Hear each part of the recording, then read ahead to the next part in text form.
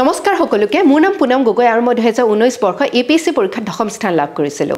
এটা কথা মোক প্ৰায় ছাত্ৰ-ছাত্ৰীসকলে কয় যে মেম মই পঢ়িবটো বিচাৰো কিন্তু অলপ পঢ়া পিছতে মনলৈ বহুত কিবা কিবি চিন্তা আহে আৰু মই কেতিয়া বেলেগ কিবা কথা ভাবিবলৈ লওঁ মই ধৰিবই নোৱাৰো